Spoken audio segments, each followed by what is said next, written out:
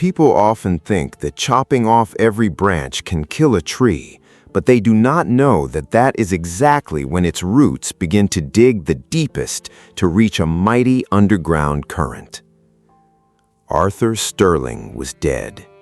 A sudden, massive heart attack had felled the retired forestry engineer just 3 days ago.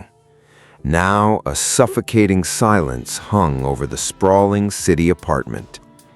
For 48 years, Martha Sterling had been the quiet, unyielding anchor of this home.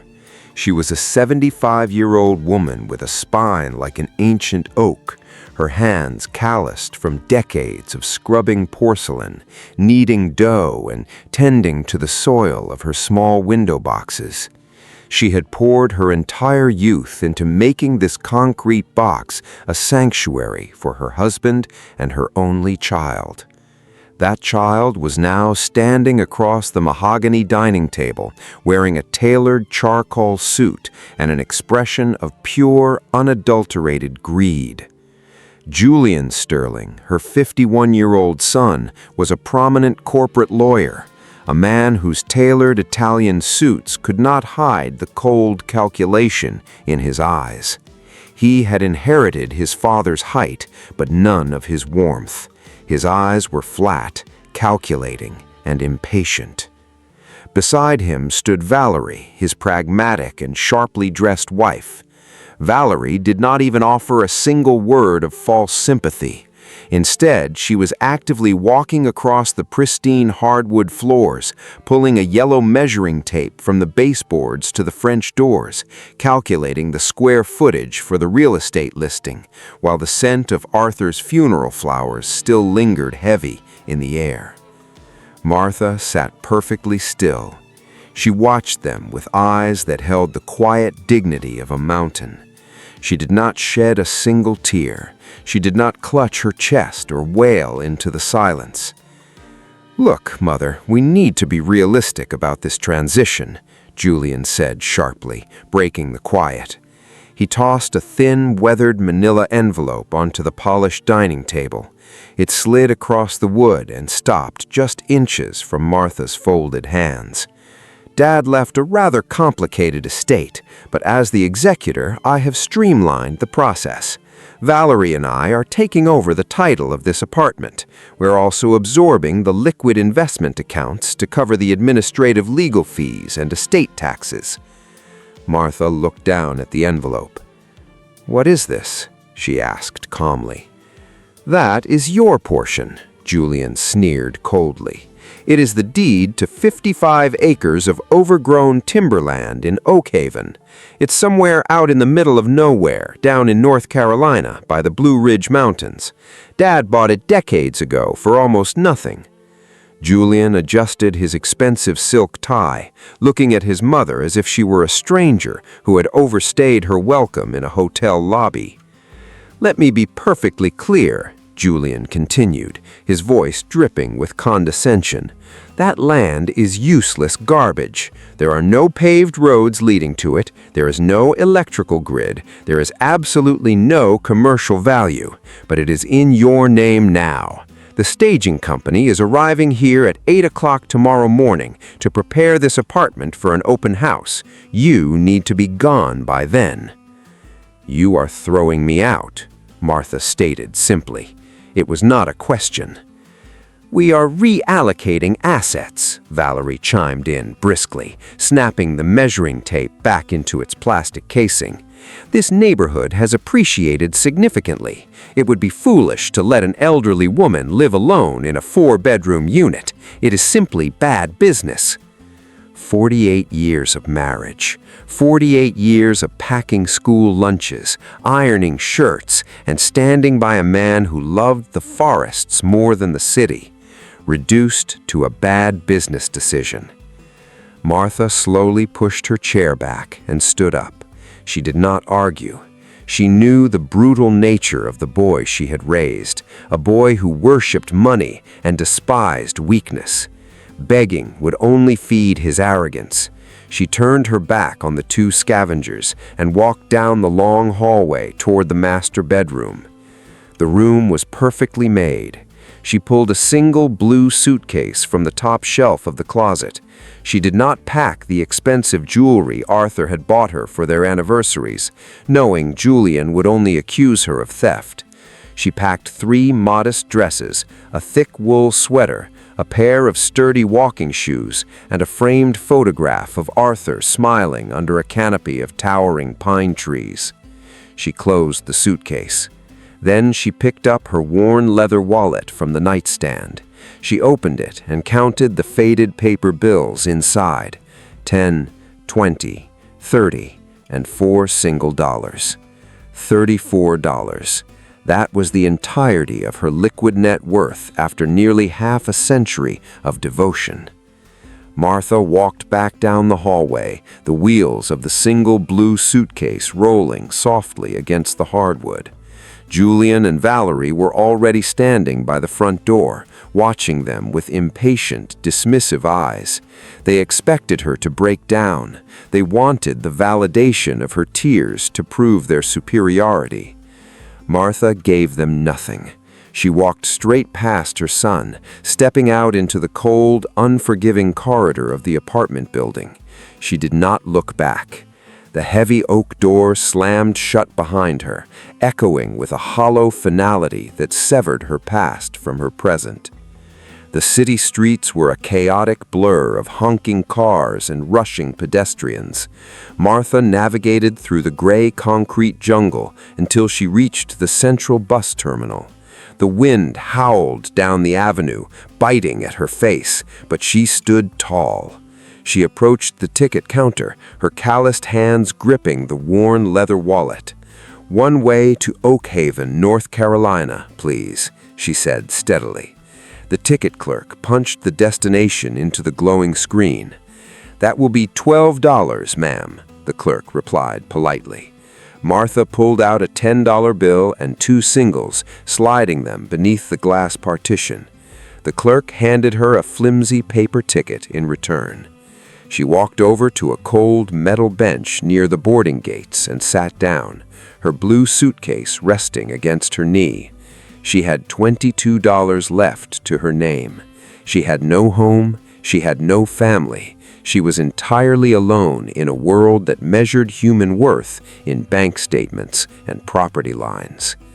Sitting alone on the bus stop bench with her meager $34, Martha calmly tucked the ticket into her pocket to wait for the bus heading towards the foggy mountains, entirely unaware that this desperate decision was about to unlock a massive legacy buried for a quarter century.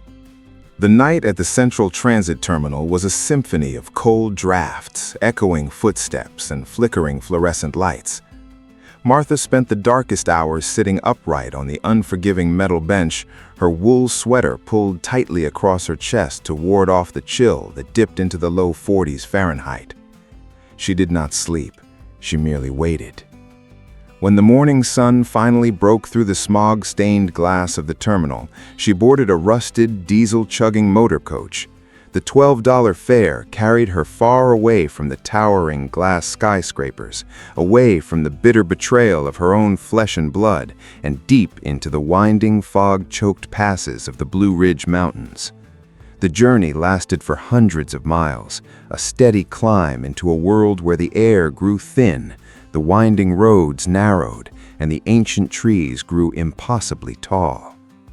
The bus groaned to a halt. "Oak Haven Crossroads," the driver announced tiredly, pulling a heavy metal lever to open the hydraulic doors. Martha stepped down onto the crumbling gravel shoulder of the empty highway.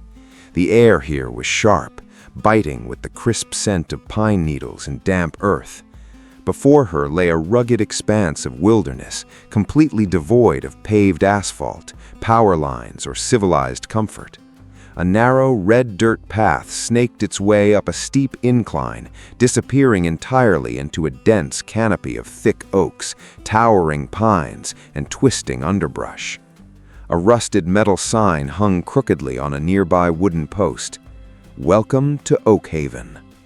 A few local men in heavy flannel shirts were loading freshly cut timber into the back of a battered pickup truck near a dilapidated gas station. They stopped their heavy labor, wiping thick black grease from their calloused hands, and stared openly at the sight of a 75-year-old woman in a modest city dress. They saw her neat silver hair, her slight frame, and the solitary blue suitcase resting heavily against her leg. They watched her turn her pale face toward the treacherous dirt path leading into the dense, untamed 55 acres of wilderness, a forsaken place the locals casually referred to as the Dead Forest. They whispered amongst themselves. They pitied her. They fully expected her to turn around and beg for a ride back to the safety of the city. Martha did not turn around. She gripped the hard plastic handle of her suitcase and took the first step onto the red dirt. The mud was thick, sinking 2 inches deep and clinging to the soles of her sturdy walking shoes, dragging at her heels with every calculated stride. Thick, gnarled tree roots broke through the soil like the knuckles of buried giants, threatening to trip her. She had to physically lift the heavy, 40-pound blue suitcase over jagged limestone rocks, massive fallen logs, and deep waterlogged trenches left behind by heavy spring rains. Her knees ached terribly. Her breathing grew shallow and ragged. The temperature had dropped significantly beneath the heavy woodland canopy, chilling her to the bone, but her jaw remained firmly set. This was the quiet, stoic labor of survival. She focused only on placing one foot in front of the other, refusing to let the mountain break her dignity. She drew immense strength from a quiet, unbreakable certainty anchored deep in her chest. Arthur Sterling was a man of meticulous scientific precision, a man who measured every single wooden board in fractions of an inch, studied every fragile sapling, and respected the raw earth above all else. He did not leave garbage. "You always had a plan, Arthur," she whispered softly into the empty, echoing woods. She pushed forward. For 20 grueling minutes, she fought her way through the dense, unforgiving overgrowth. Thorny wild blackberry briars snagged at her long dress, tearing small holes in the fine fabric and leaving thin, stinging scratches across her bare forearms. The forest grew darker, the canopy weaving so tightly together that the afternoon sun was reduced to nothing more than a series of pale, dusty shafts of light piercing the thick gloom. The path seemed to end entirely, choked off by a massive, seemingly impenetrable wall of thick green vines hanging heavily from the outstretched branches of a dying sycamore tree. She stopped. She reached out with trembling, dirt-stained hands. She grabbed the thick vines, feeling the coarse bark scrape harshly against her tender palms, and pulled them apart with the very last ounce of her fading physical strength. She stepped through the clearing. Martha abruptly froze in her tracks, completely breathless. Her suitcase slipped from her bruised fingers, hitting the soft earth with a heavy, muffled thud. Because rising from the forest floor, bathed in a perfect, solitary beam of golden sunlight, was not a pile of worthless rubble or rotting timber. It was an architectural masterpiece that defied every law of the wilderness. The structure rose from the forest floor like a natural extension of the ancient earth itself. It was a breathtaking cabin, crafted entirely from solid black walnut, its deep, rich timber glowing with a warm, oiled finish that stood in stark defiance of the wild decay surrounding it. There were no rusted nails. There were no cheap metal brackets. Every single massive log had been meticulously hand-hewn, measured down to the fraction of an inch, and joined together using flawless, intricate dovetail notches that locked the heavy timber into an unbreakable embrace. The slanted roof was clad in thick, weather-resistant slate shingles, explicitly angled to catch the southern sun with a gleaming array of high-efficiency solar panels. A sophisticated system of copper gutters routed precious rainwater into 3 massive 500-gallon filtration tanks mounted neatly against the northern wall. A vast expanse of floor-to-ceiling, double-paned glass windows faced perfectly east, designed to capture the very first rays of morning light and heat the interior naturally during the freezing winter months when the temperature plummeted below 0 degrees Fahrenheit. Julian, in his blind arrogance, had called this masterpiece garbage. Martha stepped onto the wide, sturdy front porch. The heavy wooden door yielded silently on perfectly oiled iron hinges, opening to reveal a sanctuary that stole the breath right out of her lungs. The air inside smelled of dried lavender, aged paper, and sweet cedar wood. She walked inside. Lining the entire western wall were soaring, custom-built wooden shelves, groaning under the weight of exactly 3,000 hardcover books, ranging from classical literature and philosophy to advanced botany and structural engineering. Against the southern wall, a heavy iron wood-burning stove sat on a hearth of smooth river stones, ready to radiate heat through the cold nights. Behind the modest kitchen counter, a massive pantry stood with its doors wide open, revealing hundreds of meticulously labeled glass jars filled with preserved vegetables, dried beans, cured meats, golden honey, and dense, calorie-rich grains, enough provisions to sustain a solitary soul for at least 3 full years. It was a fortress. It was a masterpiece of silent, grueling labor. Martha walked toward the center of the main living area, her eyes tracing the flawless craftsmanship of the heavy oak dining table. Resting squarely in the middle of that table, illuminated by a shaft of morning sunlight piercing through the eastern glass, was a single, sealed envelope. Her name was written on the front in a familiar, steady hand. She picked it up. Her calloused thumbs slid beneath the paper flap, breaking the seal with a quiet tear. She pulled out a thick sheet of heavy parchment, her eyes scanning the precise architectural handwriting of the man who had slept beside her for 48 years. "My dearest Martha," she read softly, her voice steady and quiet. The letter detailed a truth that was both brutal and profoundly beautiful. Arthur wrote of his deep, lingering guilt for forcing her to live within the concrete confines of the city, a sacrifice she had made to support his career and raise her ambitious son. But Arthur had seen the rot inside Julian long before she had. He had watched the boy grow cold, measuring the world in dollar signs and legal loopholes, and he knew with terrifying certainty what would happen the moment his own heart finally failed. "I knew the boy would take the city from you," Arthur wrote, his words piercing the silent room.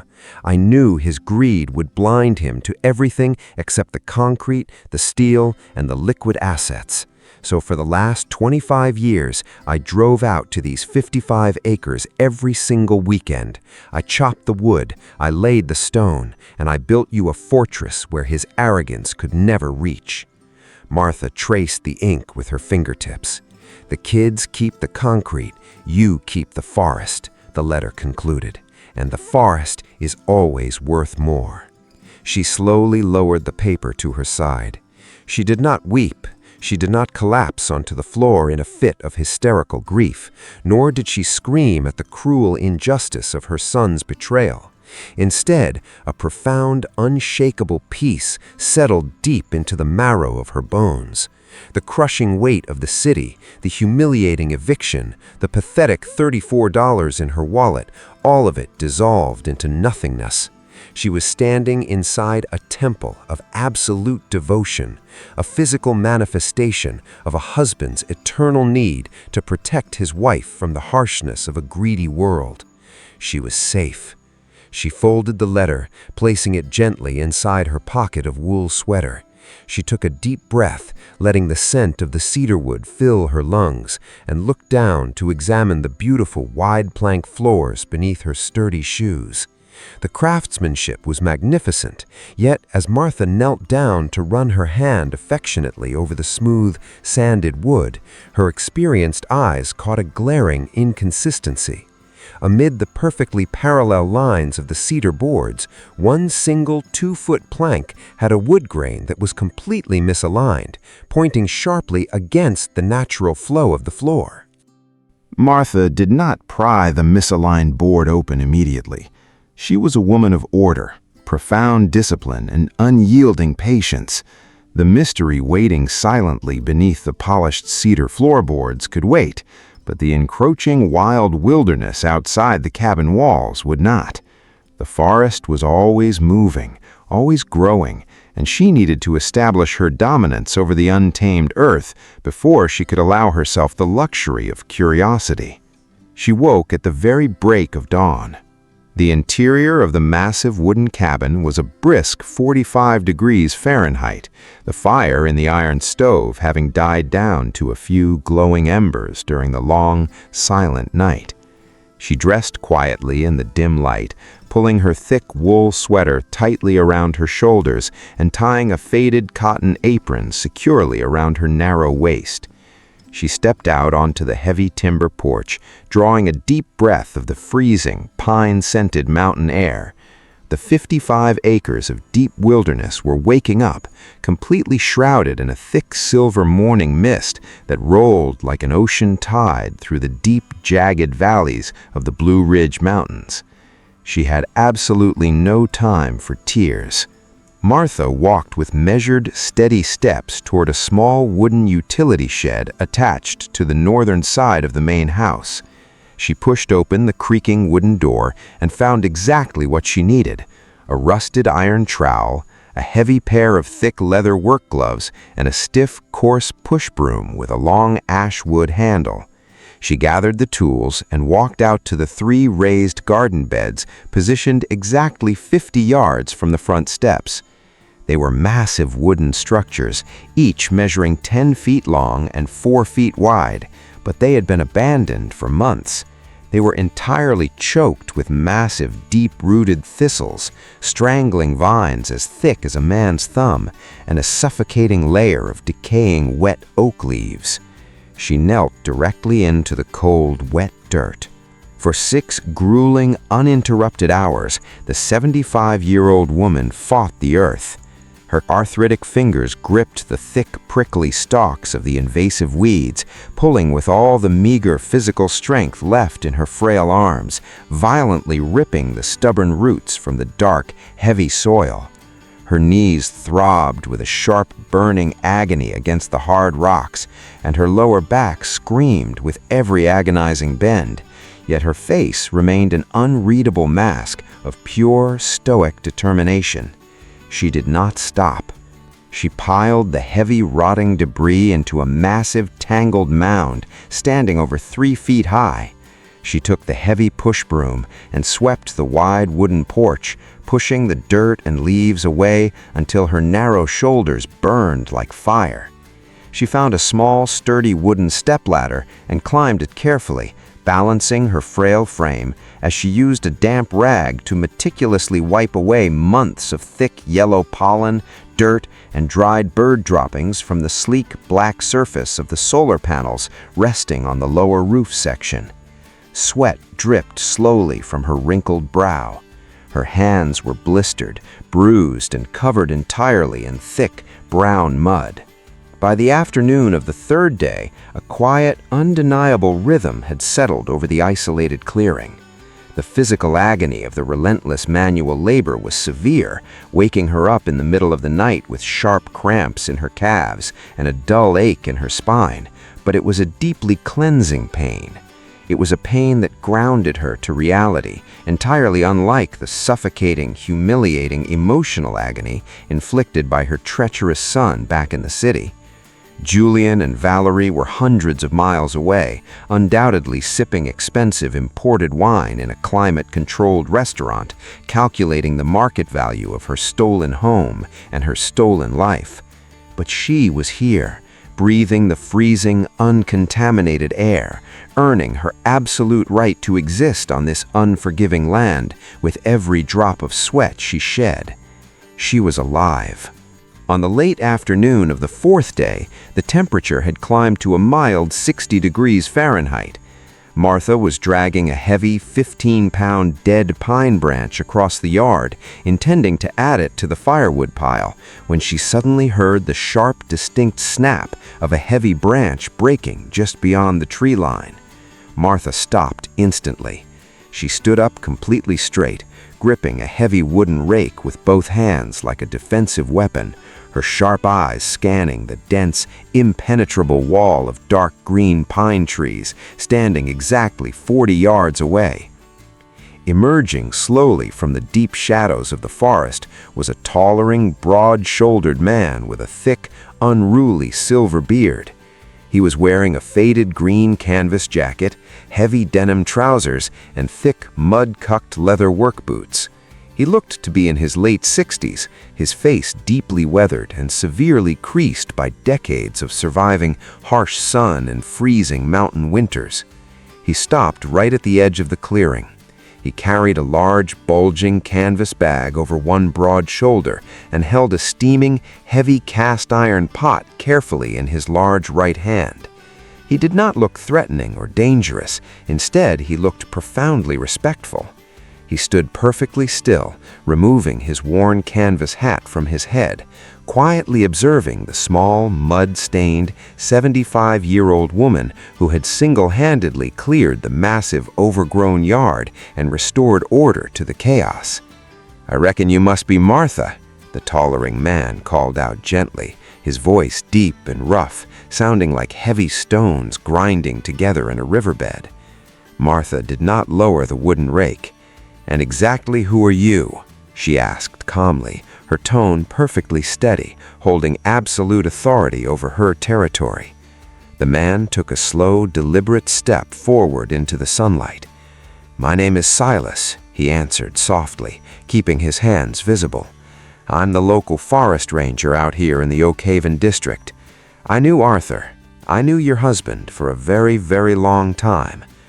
Martha felt a sudden sharp ache pierce deep into her chest at the unexpected sound of her late husband's name, but her face remained a perfect carved statue of calm dignity. She slowly lowered the wooden rake, leaning it against the solid timber wall of the cabin, and wiped her filthy, bruised hands on her faded cotton apron. "Arthur used to pay me a modest sum of money every few months to come up here when he was back in the city," Silas explained softly, slowly closing the distance between them. "He paid me to check on the heavy slate roof, to clear the deep winter snow off those solar panels, and to make sure the structural timber was holding up against the dampness. When I heard the terrible news about his heart, well, I figured this beautiful place would just sit empty and rot away into the dirt. I never expected to see a living soul out here, especially not a lady of your age, hauling heavy timber and pulling deep-rooted weeds completely bare-handed." He looked at the towering pile of cleared brush and down at her blistered, mud-cucked fingers. "You have his incredible stubbornness," Silas noted warmly, a respectful smile touching his lips. "I have my own stubbornness," Martha replied firmly, her chin held high. Silas chuckled quietly, a genuine warm sound that crinkled the deep corners of his dark eyes. He walked forward and carefully set the heavy cast-iron pot down onto the edge of the wooden porch. A rich, thick, savory aroma of slow-roasted chicken, wild root carrots, and fresh mountain rosemary drifted through the crisp air, making Martha's empty stomach ache with sudden, intense hunger. "I brought you some hot stew," Silas offered kindly, gesturing to the heavy iron pot. "And in this canvas bag, I have some fresh heirloom tomato seeds, a proper heavy steel hoe, and 200 feet of heavy-duty galvanized wire fencing. I noticed from the ridge that the old perimeter fence along the northern boundary was rotting out completely. The wild deer out here in the deep woods, ma'am, will eat those beautiful garden beds completely bare in a single night if we do not reinforce that perimeter immediately." Martha looked at the steaming pot of food, then down at the heavy steel tools. She thought of her wealthy, millionaire son, a corporate lawyer, who had coldly thrown her onto the street with exactly $34 in her wallet. Then she looked at this rugged, impoverished stranger, a man who had walked miles through rough, treacherous terrain simply to offer a grieving widow a hot meal and the grueling sweat of his own brow, without asking for a single thing in return. "I do not have any money to pay you for your physical labor, Silas," Martha stated honestly, looking him directly in the eyes with unyielding pride. "Arthur paid me in advance over 20 years ago simply by being a profoundly good man. Out here in the deep woods, ma'am, we do not measure our debts in paper dollar bills. We measure them in respect." For the next 2 weeks, the 75-year-old widow and the aging, towering forest ranger worked side by side in a state of deeply companionable, respectful silence. They were two weathered, scarred souls, speaking very little but communicating volumes through the steady, rhythmic swing of heavy steel hammers and the harsh scraping of iron shovels against stone. They rebuilt the entire perimeter fence. They drove heavy, 6-foot-tall wooden posts deep into the rocky, unforgiving earth, measuring and spacing them exactly 8 feet apart. They worked until their muscles trembled, stretching the thick, heavy galvanized steel wire across the entire northern boundary of the 55-acre property. Silas chopped massive, heavy cords of dense oak firewood, swinging a huge steel axe with terrifying, practiced ease, while Martha meticulously carried and stacked the heavy split logs against the side of the cabin, building a solid, impenetrable wall of winter fuel that stretched 10 feet long and 5 feet high. Martha's body slowly transformed under the brutal labor. The soft, pale, fragile skin of the helpless city woman vanished entirely, replaced by a tough, sun-baked, leathery resilience. Her hands grew thick, permanent calluses, her spine straightened with renewed strength, and her aging lungs adapted completely to the thin, sharp mountain air. She was no longer a discarded, pathetic burden waiting to die. She was the fierce, undeniable master of these woods. One evening, as the temperature plummeted toward freezing and the sun dipped below the jagged peaks of the mountains, painting the sky in violent shades of crushed violet and burning gold, Martha finally opened the heavy oak door and invited Silas inside the cabin. The interior was wonderfully warm, brightly illuminated by the soft, flickering orange glow of the roaring iron stove. They sat across from each other at the heavy black walnut dining table, silently drinking hot, bitter black tea from simple, chipped ceramic mugs. "Martha built an absolute fortress," Silas murmured quietly, his eyes scanning the flawless, tight dovetail joints of the massive timber walls. "He told me once, many years ago, that he was building a vault out here. I always thought he meant a spiritual one, a quiet place for his mind. I did not realize he meant a literal, physical stronghold." Martha slowly set her ceramic mug down onto the wooden table. "Silas," she said quietly, her voice devoid of any hesitation, "there is something I need your help with right now." She stood up and led the tall forest ranger away from the warm fire, walking directly to the center of the vast living room. She pointed her scarred, calloused hand downward to the wide plank cedar floorboards, pointing specifically to the single 2-foot section of solid wood where the natural sweeping grain ran completely perpendicular to the rest of the meticulously laid flooring. Silas knelt down heavily onto his knees, his massive, rough hands brushing carefully over the strange anomaly. His thick brow furrowed in deep, intense concentration. "Arthur was a master craftsman," Silas whispered in sheer awe, tracing the edge of the wood. "He measured everything 3 times. He never made a mistake. If a board is laid wrong in this house, Martha, it was laid wrong on absolute purpose." "Can you open it?" Martha asked steadily. Silas stood up silently and walked out to the dark porch, returning a moment later holding a flat, heavy, solid steel crowbar. He knelt back down beside the misaligned cedar board. He carefully wedged the sharp, flat tip of the iron tool deep into the microscopic, nearly invisible seam between the tightly fitted wooden planks. He applied a slow, incredibly steady downward pressure with his massive shoulders. The ancient, dry wood groaned loudly, resisting fiercely for a fraction of a second, before finally giving way under the immense leverage. A dry, sharp click echoed violently through the quiet cabin. The heavy cedar plank popped violently upward, completely detaching from the intricate floor structure. Silas carefully lifted the 2-foot piece of wood away, setting it gently aside. Underneath the floorboards was not packed dirt, nor was it empty insulation space filled with fiberglass. It was a perfectly square, completely dark hollow carved directly into the solid foundation. Martha knelt down right beside Silas, her heart beating a slow, heavy, thunderous rhythm against her ribs. She reached her bruised, trembling hands deep into the dark recess, her sensitive fingertips brushing against something made of cold, smooth, heavy metal. She gripped a thick handle and pulled upward with all her newly forged strength. She hauled it out into the dim, flickering firelight. It was a heavy, military-grade, fireproof metal lockbox, weighing at least 20 pounds, its dark gray surface completely free of any dust or rust. It had been waiting patiently in the dark, silent depths of the floor for a quarter of a century. There was no complicated combination dial, there was no steel padlock, there was only a heavy, solid brass latch holding it closed. Martha unclasped the brass latch and slowly, deliberately lifted the heavy metal lid. Inside were not pathetic stacks of old cash, nor were there sentimental love letters or fading family photographs, but rather thick, densely packed stacks of official government documents, heavily stamped ecological dossiers, and complex topographic maps that held the terrifying, absolute power to completely upend the scientific and financial hierarchy of the United States of America. The heavy steel lid fell back against the cedar floorboards with a dull, ringing thud. Martha reached her calloused hands into the dark interior of the metal vault, her thick, bruised fingers brushing against a mountain of impeccably preserved parchment.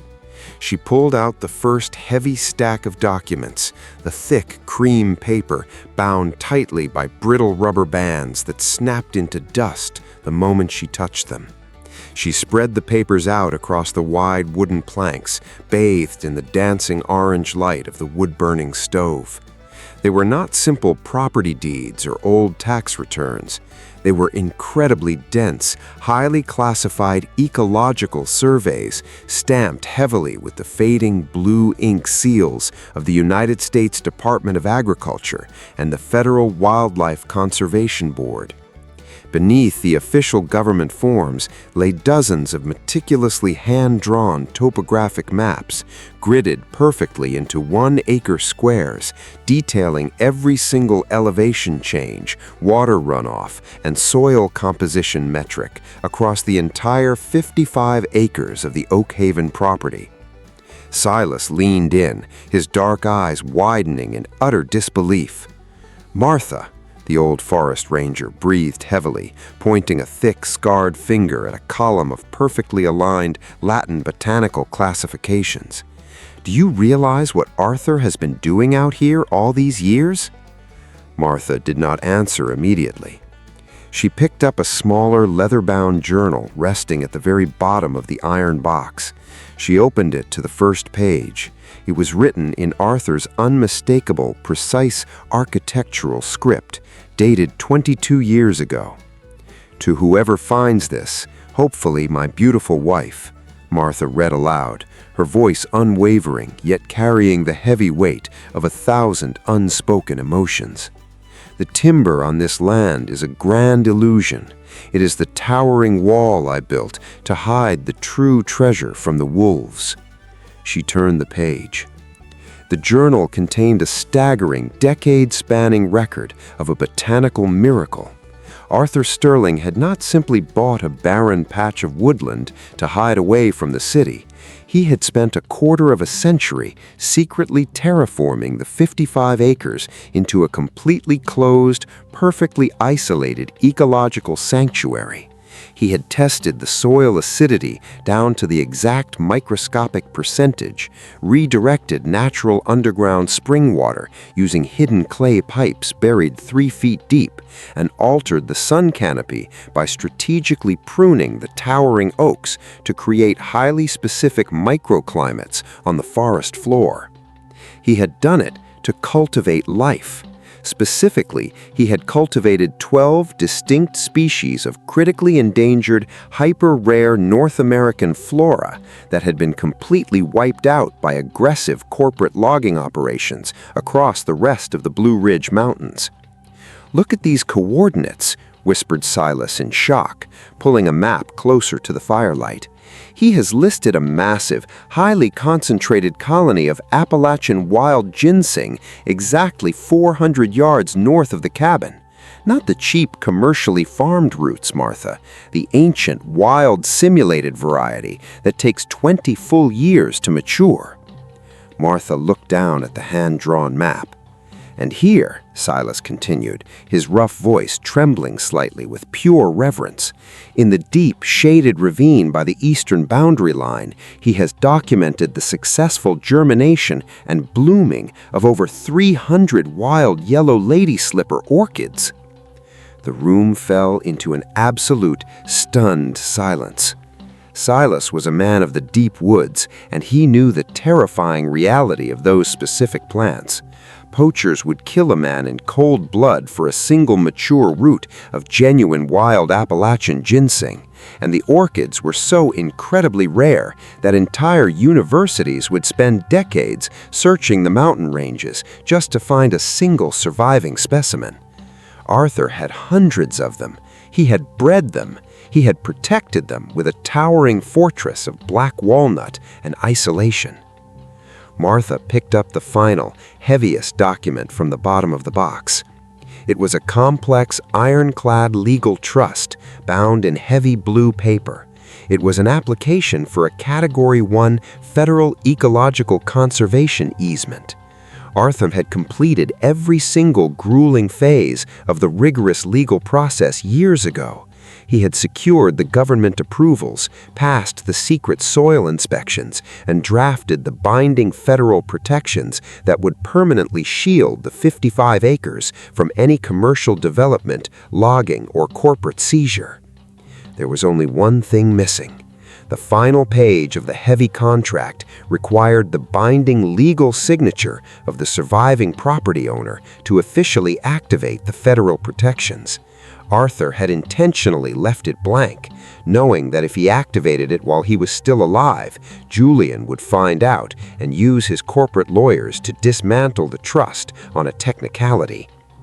Arthur had waited for death to set the trap. He had placed the ultimate power entirely into the scarred, calloused hands of his quiet, fiercely loyal wife. "Your son thought he threw you into a graveyard. He threw you into a gold mine," Murda murmured, looking up at Martha with profound, burning respect. Martha looked at the unsigned federal document.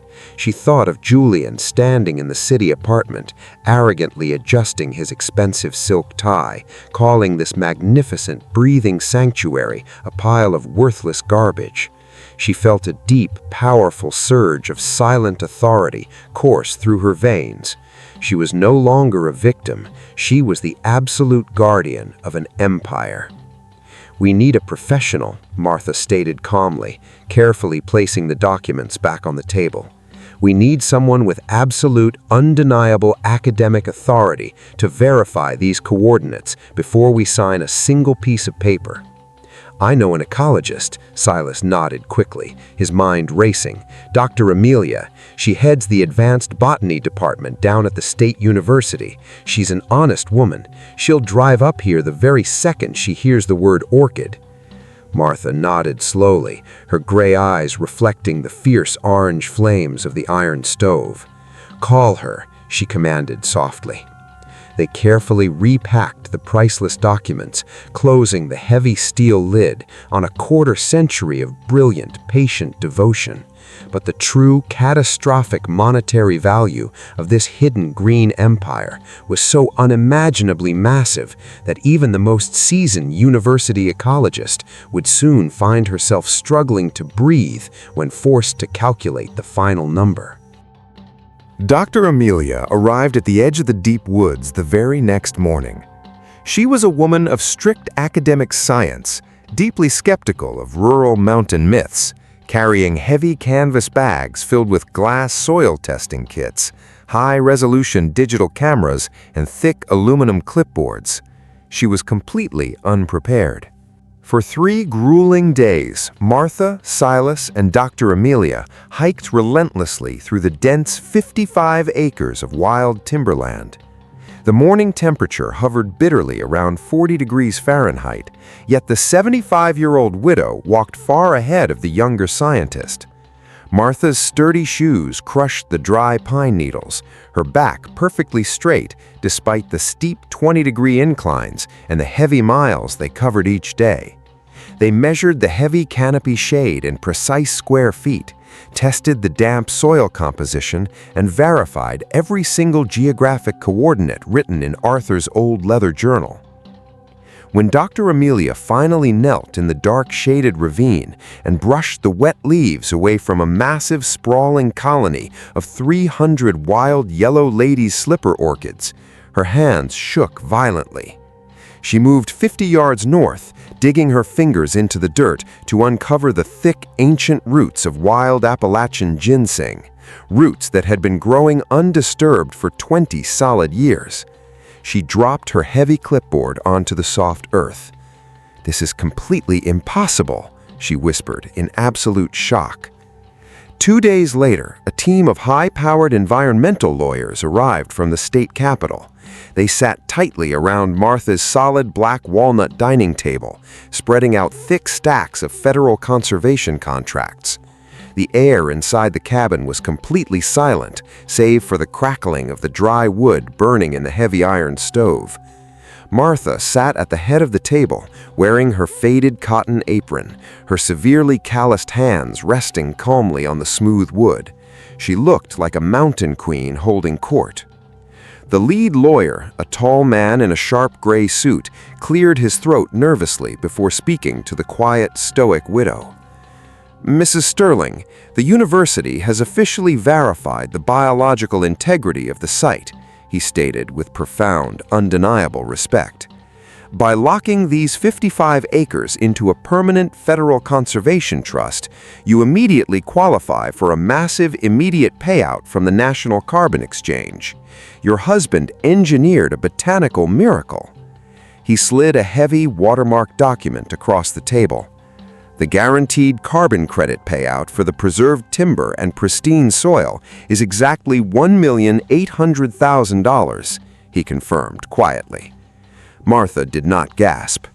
Dr. Amelia leaned forward across the wide wooden planks, her eyes bright with intense academic fervor. "Furthermore, the state university wants to establish a permanent, non-invasive botanical research station right here on your property. We are offering an annual lease of $65,000 paid directly to you for as long as you live." From $34 to an absolute empire. Martha did not smile. She did not gloat. She simply picked up a heavy black ink pen, pressed it firmly against the thick federal paper, and flawlessly executed the legal trap her husband had built with his own 2 hands. She signed her name. However, federal land filings are a strict matter of public record. 300 miles away, inside a sleek, heavily air-conditioned corporate office high above the concrete streets of the city, a digital property alert pinged sharply on a bright computer monitor. Julian Sterling stared at the glowing screen, his flat, calculating eyes reading the staggering financial figures attached to the dead woods he had arrogantly thrown away. His own corporate law firm was secretly hemorrhaging money, buried deep in silent debt, and this staggering woodland fortune was sitting right there on his screen. The blood drained completely from his arrogant face. It was replaced instantly by a blinding, venomous rage at the sickening realization of almost $2 million slipping permanently through his greedy fingers. He violently shoved his heavy office chair backward, knocking it to the floor. He stormed out of the glass room without speaking a single word to his terrified partners, and threw his expensive leather briefcase into the passenger seat of his heavy black SUV. The scent of unimaginable wealth had driven the cold-blooded son completely mad, and the heavy tires of his vehicle screamed against the city asphalt as he sped violently toward the mountain with a desperate, despicable plan to rip the fortune right out of his mother's calloused hands. The heavy 5,000-pound black luxury vehicle tore violently through the narrow, unpaved mountain passes, its thick rubber tires spinning aggressively and kicking up massive, choking clouds of dense red dirt as it blindly breached the peaceful, towering tree line of the 55-acre sanctuary. The engine roared. Julian slammed his foot furiously against the brake pedal, bringing the massive machine to a violently sliding halt exactly 30 yards from the front porch of the cabin. The doors swung open instantly. Julian stepped out into the freezing mountain air, his pristine, custom-tailored charcoal suit completely out of place in the wild wilderness, his expensive Italian leather shoes sinking immediately into 2 inches of wet, heavy brown mud. Valerie stepped out cautiously from the passenger side, her sharp, calculating eyes darting frantically across the clearing, trying to assess the massive wealth she had arrogantly left behind. They stared in absolute, paralyzing shock at the black walnut fortress rising perfectly from the earth. They saw the gleaming solar panels resting perfectly on the thick slate roof, the massive stone chimney radiating steady heat, and the towering, perfectly split piles of heavy oak firewood stacked neatly against the southern wall. The sickening realization of their catastrophic mistake hit them with the physical force of a heavy iron hammer. This was not a rotting pile of useless, decaying timber. It was an empire. Martha sat on the wide wooden porch. She was resting calmly in a solid oak rocking chair, wearing her faded cotton apron over her thick wool sweater, her deeply calloused, mud-stained hands folded perfectly in her lap. She looked like an ancient, immovable mountain queen, holding quiet court over her vast domain. Standing firmly to her right was the towering, broad-shouldered forest ranger, Silas, his thick, rough hands casually resting on the long ash wood handle of a heavy steel axe. Standing strictly to her left was the sharply dressed lead environmental lawyer from the state capitol, holding a sleek black leather briefcase. Julian forced a sickening, entirely fabricated smile onto his pale face. "Mother!" he called out breathlessly, his voice dripping with a hollow, desperate warmth as he marched arrogantly toward the wooden steps. "Valerie and I have been so incredibly worried about you living out here in this terrible isolation. We came to bring you home." Martha did not move a single muscle. She looked down at the 51-year-old corporate lawyer, staring directly through the pathetic, transparent facade of his fake affection, seeing nothing but the cold, bloodless greed rotting deep inside his chest. "You threw me onto the concrete street with exactly $34 in my pocket," Martha stated quietly, her voice entirely devoid of anger, echoing like cold, hard stone. Julian stopped instantly at the bottom of the porch steps.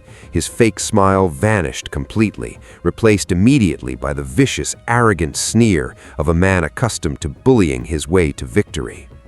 He aggressively pointed a manicured finger directly at the elderly widow, dropping the pathetic charade of the loving son entirely. "Listen to me very carefully," Julian hissed viciously, his face twisting into an ugly mask of pure rage. "Dad was clearly suffering from severe cognitive decline. He was absolutely not of sound mind when he wasted decades building this absurd, secretive trust. You are completely unfit to manage a botanical estate worth $1,800,000.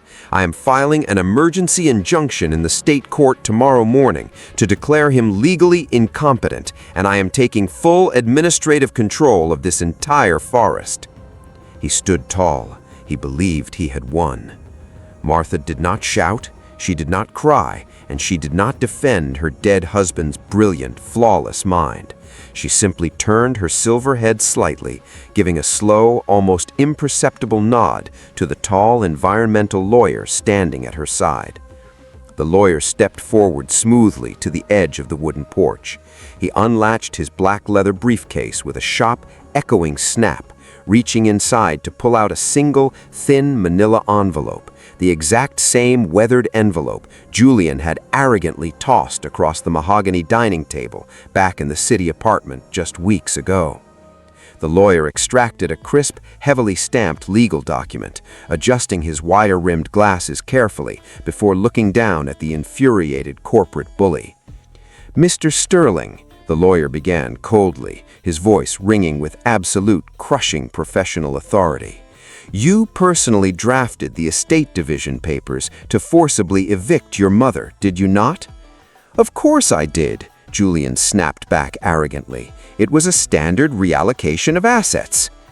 "And in your desperate, greedy rush to legally secure the luxury city apartment and the liquid cash accounts for yourself, you completely severed your mother from the primary estate. To ensure she could never sue you for a portion of the city property, you forced her to sign a comprehensive, legally binding waiver of dispute. You deliberately classified these 55 acres of woodland as a zero-value, discarded asset." The lawyer paused perfectly. "You legally designated this land as garbage." Julian froze completely. "According to the ironclad, irrevocable waiver you authored with your own two hands, you permanently surrendered any and all future legal rights, claims, or grievances regarding this specific geographic parcel." The lawyer concluded ruthlessly, sliding the paper back into the envelope. "You cannot sue. You cannot file an injunction. You cannot even legally step foot on this protected federal sanctuary without facing immediate, severe criminal trespassing." The crushing weight of absolute legal defeat slammed into Julian. His mouth opened, but no words came out. He looked desperately back at Valerie, but his fiercely pragmatic wife was already stepping away from him in sheer horrified disgust, realizing his husband had just legally signed away nearly $2 million in a fit of arrogant, impatient stupidity. "Furthermore," the lawyer added, his voice dropping to a terrifying, deadly calm, "the State Regulatory Board is currently launching a massive, comprehensive audit into your corporate law firm. We are fully aware of the catastrophic financial hemorrhaging, the hidden debts, and the desperate offshore loans you took out to maintain your pathetic wealthy facade. You are completely bankrupt, Mr. Sterling." Julian collapsed physically. His broad shoulders slumped entirely, his manicured hands shaking violently at his sides. The vicious, terrifying corporate shark had been utterly gutted by his own blinding arrogance. He had nothing left. He had lost the massive multi-million-dollar forest, he was losing his firm, and he had completely lost the unbreakable, stoic woman who had spent 48 years protecting him. Martha slowly pushed herself up from the heavy oak rocking chair. She walked calmly to the edge of the porch, looking down at the broken, trembling, pathetic man standing in the cold mountain mud. There was no pity in her gray eyes, nor was there any lingering maternal warmth. There was only the quiet, absolute dignity of a towering ancient oak tree looking down at a decaying weed. "Get out," Martha commanded softly. It was entirely over. Julian did not say a single word in his defense. He turned his back in complete, agonizing humiliation, dragging his ruined leather shoes through the thick dirt as he slinked back to his heavy luxury vehicle.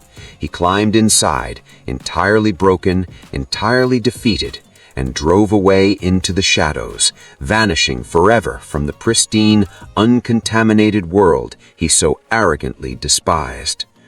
The traitor slinked out of sight in the most crushing, absolute bay bang, returning the pure, freezing air back to the ancient oak forest, where Martha stood tall upon her solid wooden porch, finally preparing her soul to welcome the absolute brightest, most magnificent dawn of her entire remaining life. The mountain healed itself effortlessly. Over the course of the next 12 months, the towering 55 acres of ancient wilderness transformed from a silent, hidden sanctuary into a thriving, meticulously protected beacon of scientific discovery. The initial federal carbon payout of exactly $1,800,000 had completely cleared the massive, complicated bureaucratic hurdles. Martha did not hoard the staggering wealth in cold, untouchable investment accounts, nor did she buy expensive, superficial city luxuries to soothe her past traumas. She poured every single penny right back into the heavy, damp earth. Working closely alongside Dr. Amelia and the towering forest ranger Silas, Martha utilized the $65,000 of annual university lease money to build a beautiful, non-invasive timber research annex. It was constructed exactly 100 yards south of her main black walnut cabin, hidden entirely behind a thick grove of towering pine trees. She hired dedicated, passionate university students to monitor the wild flora, carefully mapping the delicate root systems inch by microscopic inch. She paid them generously. She established a permanent, fully funded academic endowment, legally cementing the Arthur Sterling Botanical Scholarship into the ironclad history of the state. The forest was magnificently alive. It was a stunning, crisp autumn evening, with the mountain air resting comfortably at a mild 65 degrees Fahrenheit. Martha Sterling, now 76 years old, walked slowly out onto the wide, familiar wooden porch. She wore her simple, faded cotton apron, her sturdy, mud-stained leather walking shoes, and a thick, hand-knit wool shawl wrapped tightly around her narrow, unyielding shoulders. She sat down carefully into the heavy oak rocking chair. She held a chipped ceramic mug in her deeply calloused, permanently scarred hands. It was filled to the absolute brim with dark, bitter coffee, brewed flawlessly using the ice-cold, crystal-clear water drawn directly from the underground limestone spring flowing just 50 feet away. She took a slow, deep sip, letting the intense, rich warmth spread steadily through her chest. The sky above the jagged, towering peaks of the Blue Ridge Mountains was violently painted in magnificent, bleeding shades of burnt orange, deep crimson, and bruised purple. The world was perfectly, unconditionally still. Just below the edge of the wooden porch, safely nestled in a small, meticulously shaded pocket of nutrient-rich soil, weighing heavily with fresh compost, a single, breathtaking yellow lady slipper orchid had bloomed into magnificent, vibrant life. Its delicate, bright golden petals caught the very last fading rays of the evening sun. It was a fragile, undeniable testament to a quarter-century of silent, enduring love, a masterpiece born entirely from the sweat of a good man. She was finally home. From the suffocating, concrete walls of the noisy, heartless city to the pristine, untamed isolation of the deep mountain woods. From a pathetic, humiliating net worth of exactly $34 to an absolute, unbreakable empire of legal, financial, and natural supremacy. Martha closed her pale gray eyes, listening quietly to the haunting, beautiful call of a solitary mountain thrush echoing endlessly through the massive, swaying canopy of the ancient timber. The brutal cruelty of her flesh and blood had utterly failed to break her spine. It had only set her completely, gloriously free. From 34 pathetic dollars and the most vicious, ruthless human contempt, this quiet, stoic woman had permanently solidified a profound, absolute truth about the nature of survival. Never underestimate the quietly resilient people and the deeply discarded things of this world, because the deeper the fragile roots are violently buried into the suffocating darkness, the higher the magnificent, enduring tree will inevitably rise to touch the brilliant, eternal light.